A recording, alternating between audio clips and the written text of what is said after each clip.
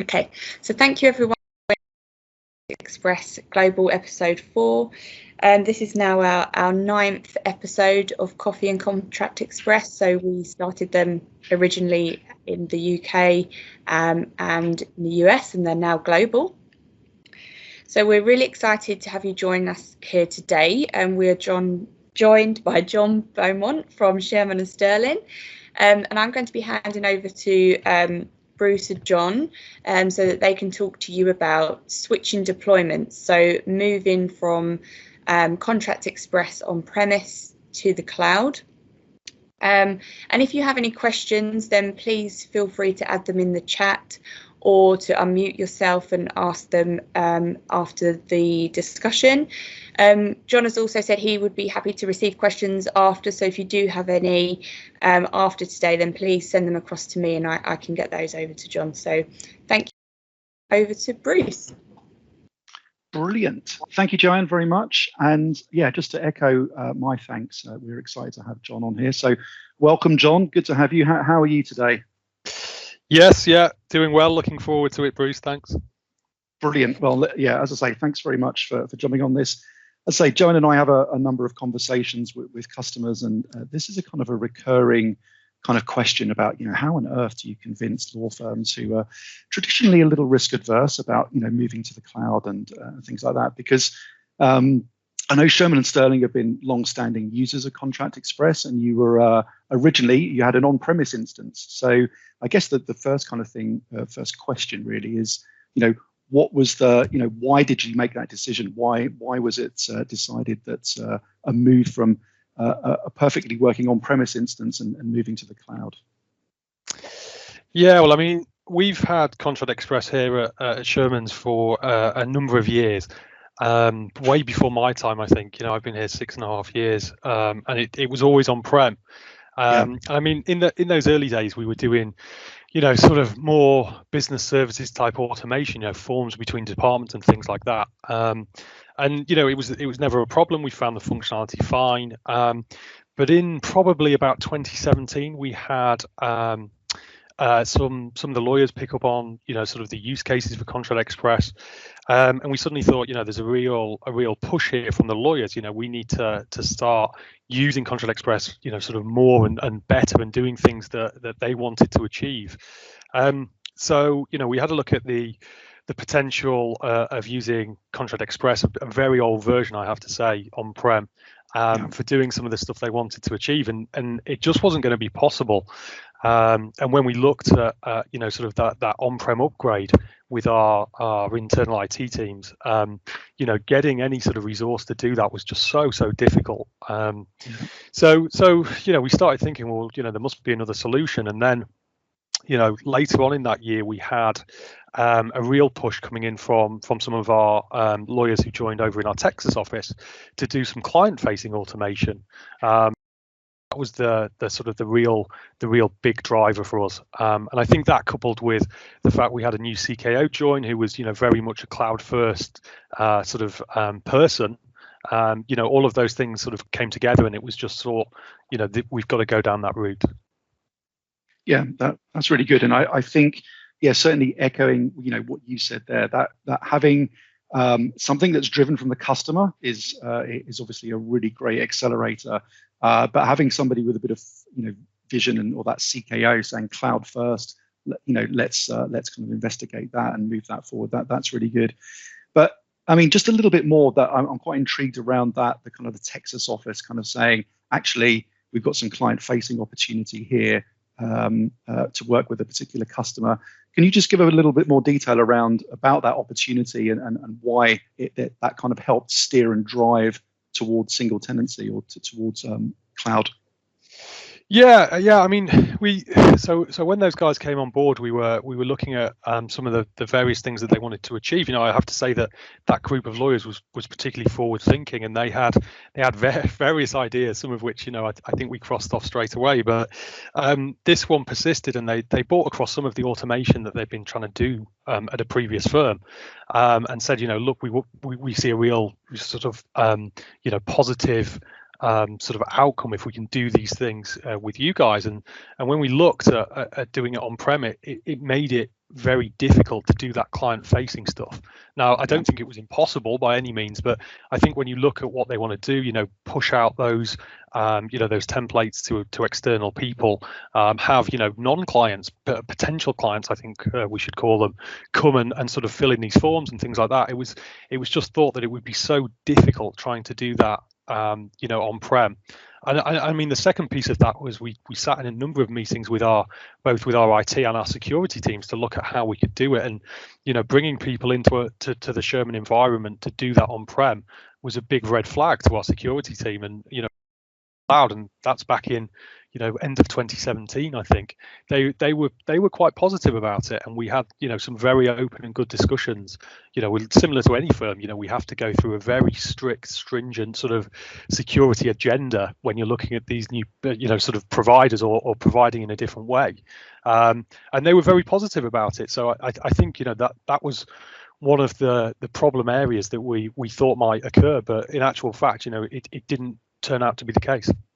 Yeah, no, I mean that sounds great. That security hurdle, or the internal security hurdles within firms, is definite one that comes up repeatedly. So it's good that they were on board. They saw the benefits, and that was able to kind of help drive that through.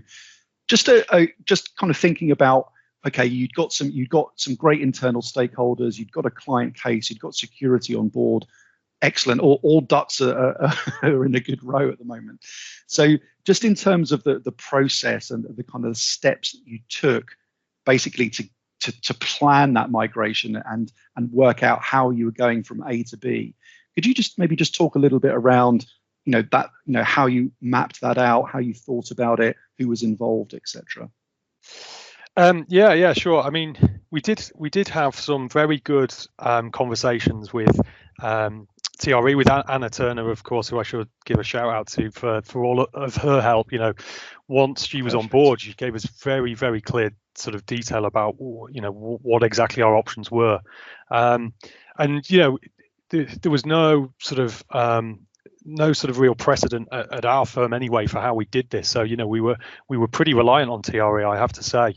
The way that we approached it, we obviously wanted a US and a European / Asian environment. So we had two single tenant environments for those created, and then a beta for both of those. So we could test, we could manually sort of bring in our templates, which was one of the unfortunate things that we had to do, into those beta environments. But once we'd done that, we could test, and that gave us the sort of the more long-term goal of doing those version upgrades very quickly. So if we had those beta environments, we make any of the changes we want to in beta, push it straight up into the production environment. So it was fairly straightforward. That was one of the things we were worried about.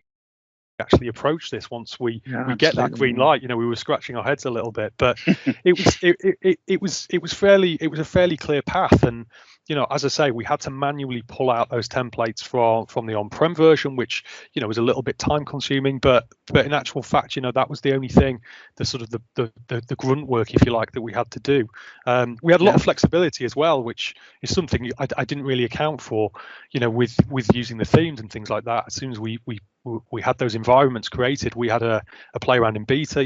We created some weird and wonderful looks for our two instances. We had to have a slightly different wording on the US version, and we got sign off from branding as well. So that was really easy. They gave us the colors and the logoing and things, and we could do it all ourselves. We didn't rely on anybody else to do it. So that was very good. And then come sort of planning go live, once we'd thoroughly tested, it was easier switching off the on-prem, putting that sort of redivert onto the new links, and the communications went out to the 200 or so users. I would say that we did really test, because obviously it's the same templates in essence, But Yeah, we were just, I think if anything we over tested, to be completely honest. But yeah, it's one of those things. We're moving from an on-prem solution to a cloud solution, and that's the first time that we'd done that internally. And I think it had repercussions if there was anything that went wrong for other things that we were trying to do via cloud. People will see if something goes wrong with this, and then it would be a simple blaming of the cloud. So we had to make sure it was really watertight in what we were doing. And as I say, there was a couple of small hitches with the way that we wanted the environment set up in beta, I have to say, that we found, and TRE remedied within 24 hours. So once we'd got that done and tested, then we just pushed to production. It was a simple process. Yeah, that's great. And I think certainly appreciate the shout out to Anna Turner and her team. They're brilliant at kind of navigating some of the more bespoke elements of projects like this. And just in terms of the project itself, it sounds like you kind of ran things yourself, John. Did you kind of effectively project management the switch over?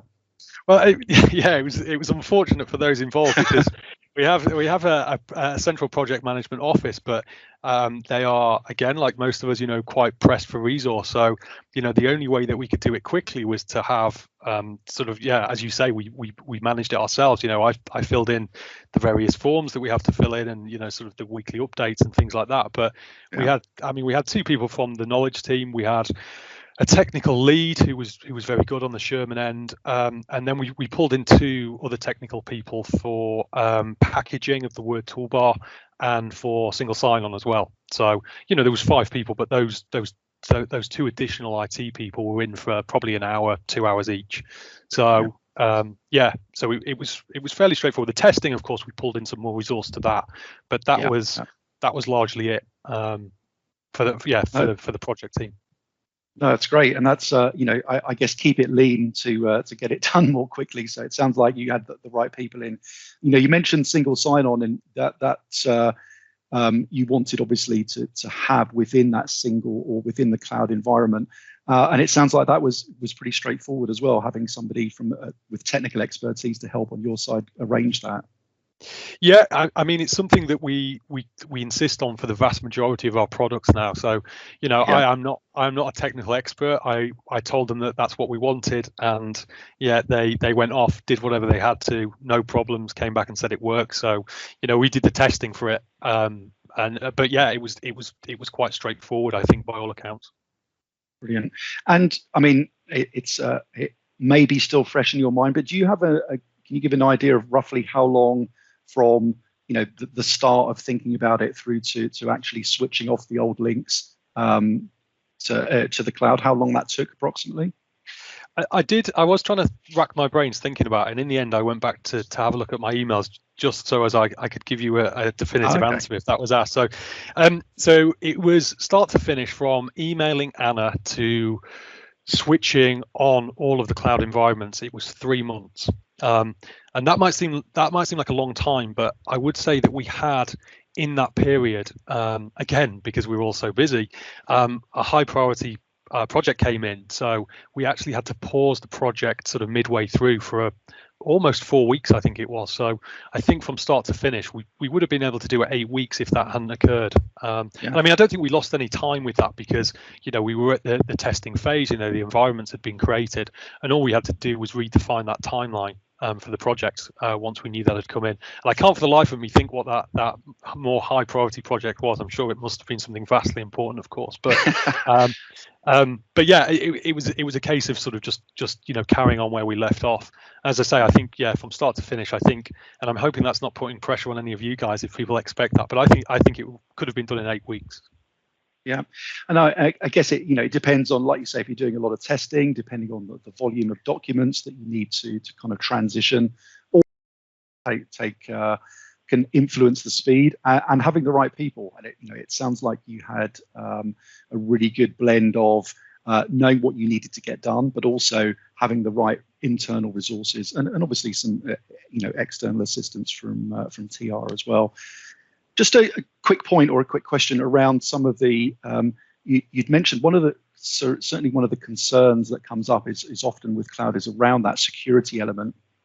And you'd mentioned that, the security team, because of the the client facing, they were like, actually, we don't want them on our on-prem environment. Yes, and they were kind of actively encouraging that. But were there any other kind of security challenges that kind of cropped up during all of this, or was it again pretty much plain sailing? I mean, luckily it was. I think if we tried to do this maybe a year, 2 years before we actually did, and we did it, it was 2018. So, if that had come up much before, I think we would have run into problems. But I think the mindset of a lot of the people here has changed, for the reasons outlined.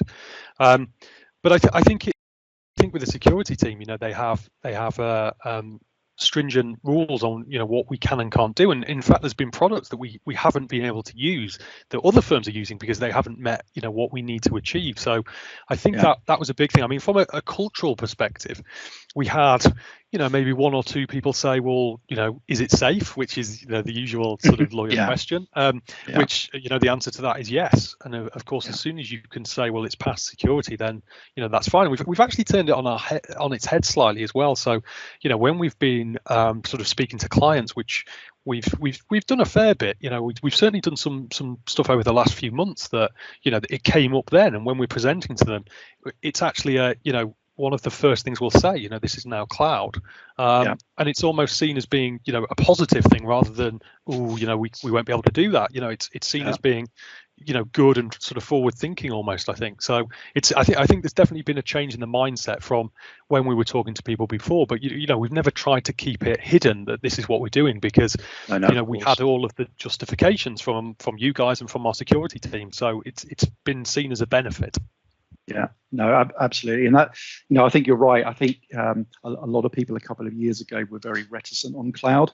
But I guess, in the current pandemic situations that people are finding themselves in, everybody's on the cloud to some degree, whether it be for meetings, phone calls, whatever it may be. So I think there's certainly been an acceleration in law firms being a lot more comfortable with cloud discussions now.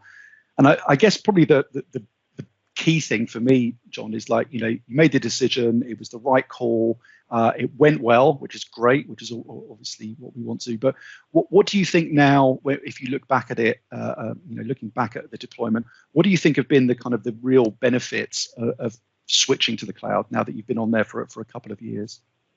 Well, I think with the client-facing stuff, I don't know what the on-prem would be like now, because it's been a couple of years, but it just made everything so straightforward for what we wanted to achieve. And since as well, we've pushed it further, where not only are we giving people access to some of the templates, we're even taking, or we have the ability to take in some of their stuff and push it out to them on sub-sites and brand those. It's just been very easy. It's been very flexible. And as I say, I don't know that that's not the case with on-prem, but from the position that we are in, we can say absolutely what we've got now really does give us everything that we need to service those clients for that automation purpose.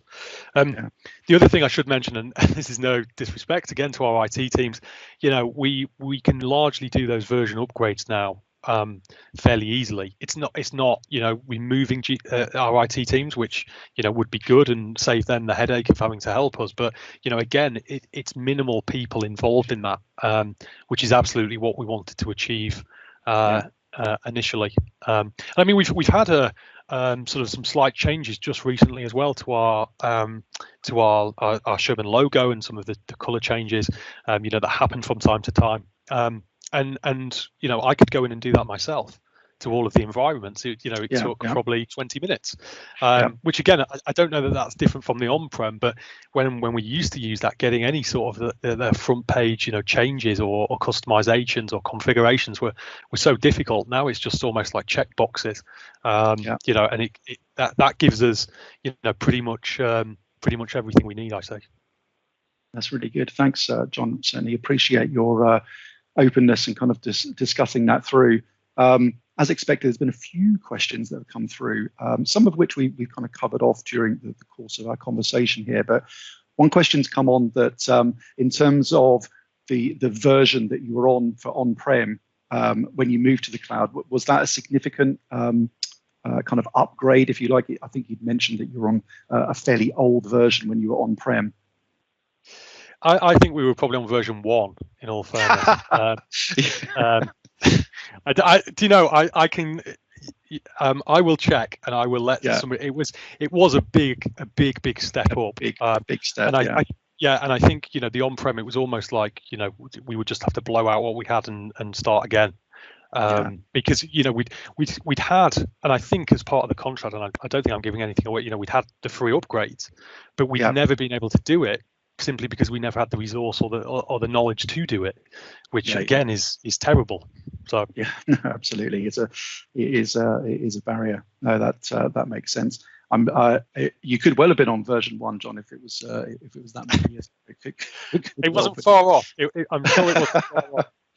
Yeah, I'm sure. Just another question that's just come through is someone's just asking around. You'd mentioned about manually pulling templates, and the question's really saying, when you were doing that, did you mean that you had to recreate templates into the cloud environment, or what was the kind of the process there? No, we just had to pull them out. The automation was all fine still. It wasn't a case of having to re-automate or anything like that. So I said that was the worst thing. So, but it wasn't. We're not talking days or weeks. As I say, because we only had under 100 templates.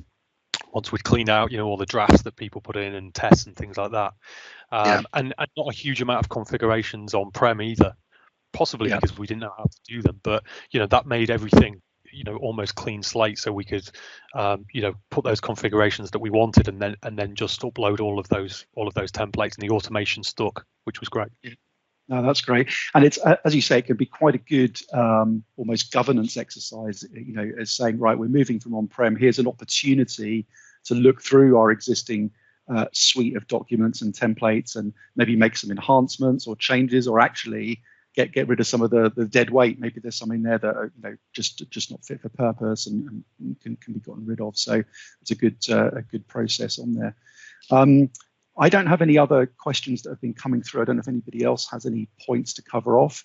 But I just wanted to say yet again, John, thank you so much for jumping in and sharing some of your experiences with Contract Express on the journey that you've been on with Sherman. So it's certainly very much appreciated. No problem whatsoever.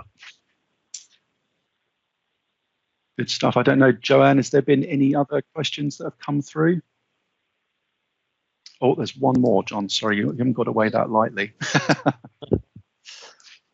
Have you questions just come through saying, has there been any stakeholders internally at the firm that have not wanted to automate documents with you because it's in the cloud?